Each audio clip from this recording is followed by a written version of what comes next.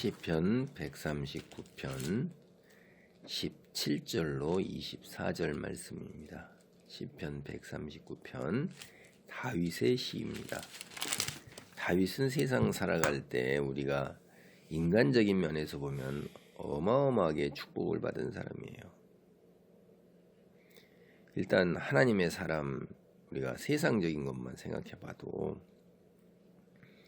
이스라엘의 국기가 다윗의 별이라고 할 정도로 이스라엘 민족에서 다윗 왕으로서 참 정말 큰 영화와 부귀를 누리고 권세를 누린 사람이지요.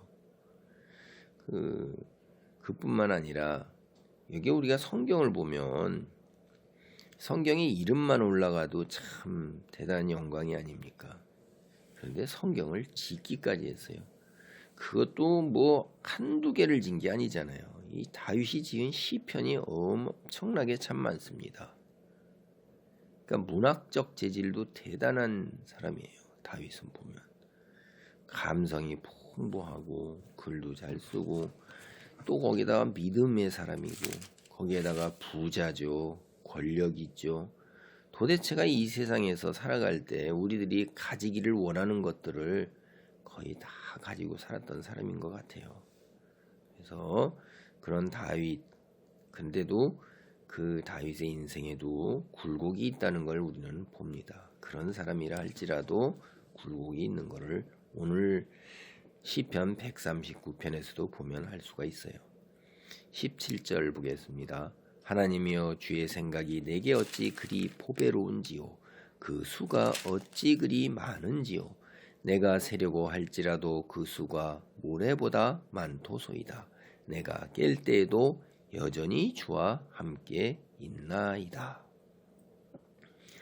하나님의 그 성품 중에 우리가 전지전능이라는 것이 이제 많이 듣는 이야기잖아요. 인간보다 신은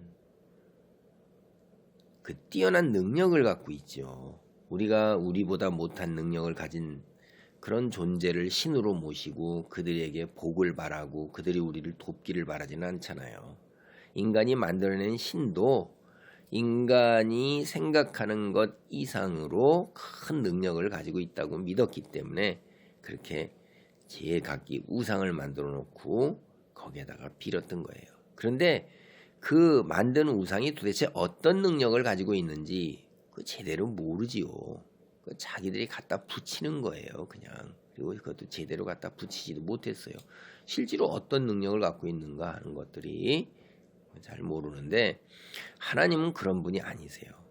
하나님은 어떠한 능력을 갖고 있는가를 우리에게 직접 역사를 하시고 그 이야기들이 너무나 많고 그 이야기는 거짓의 이야기가 아니라 실제로 여기에 땅에 살았던 사람들이 모두 함께 동시에 겪었던 일이기 때문에 그게 기록이 된 거고 그게 거짓말이 아니라고 반박을 못했던 겁니다. 이스라엘 민족 안에서 사람들이.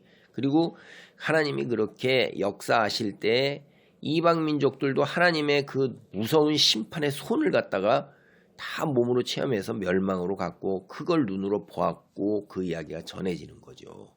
그래서 다윗은 그 전에 내려오는 이야기, 조상들의 이야기하고 자기 앞에서 자기 자신이 사무엘의 기름 부음을 받고 하나님 믿고 의지하고 전적으로 자기 힘으로 왕위에 올라서려고 하지를 않았다 이 말이에요.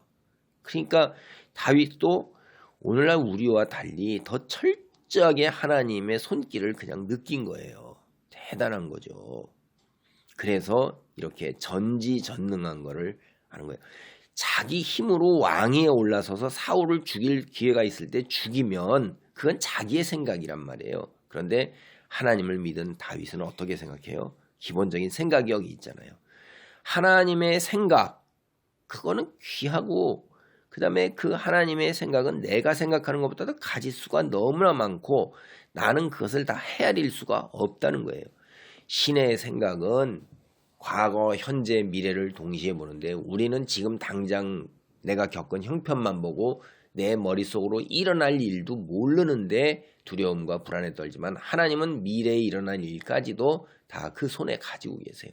그런 분이 택하는 그 선택이 얼마나 바르고 그 다음에 현명하고 그것이 정확한가 하는 건 우리는 믿는 것 외에는 다른 방법이 없는데 다윗은 그렇게 믿은 것입니다. 그래서 다윗이 거기에 큰 믿음의 사람이에요. 그리고 이제 19절로부터 우리가 22절까지 보면 다윗을 대적하는 무리에 대한 하나님께 간절한 간구예요. 하나님이여 주께서 반드시 악인을 죽이시리이다. 피 흘리기를 즐기는 자들아 나를 떠날지어다. 그들이 주를 대하여 악하게 말하며 주의 원수들이 주의 이름으로 헛되이 맹세하나이다. 여호와여 내가 주를 미워하는 자들을 미워하지 아니하오며 주를 치러 일어나는 자들을 미워하지 아니하나이까? 이거 미워한다는 말이에요. 반어법이잖아요. 묻는 말인데 그 묻는 말은 실제로 내가 그들을 심히 미워한다 이런 말이에요. 그래서 22절에 내가 그들을 심히 미워하니 그들은 나의 원수들이니이다.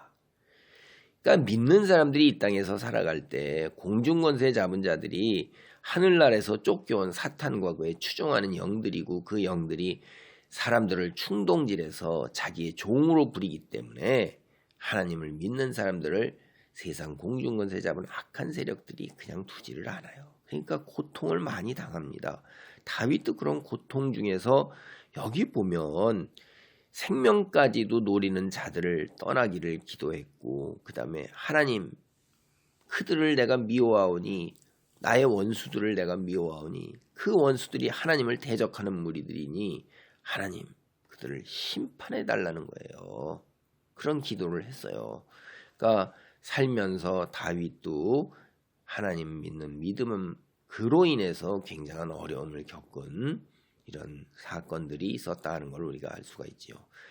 23절입니다. 하나님이여 나를 살피사 내 마음을 아시며 나를 시험하사 내 뜻을 아옵소서.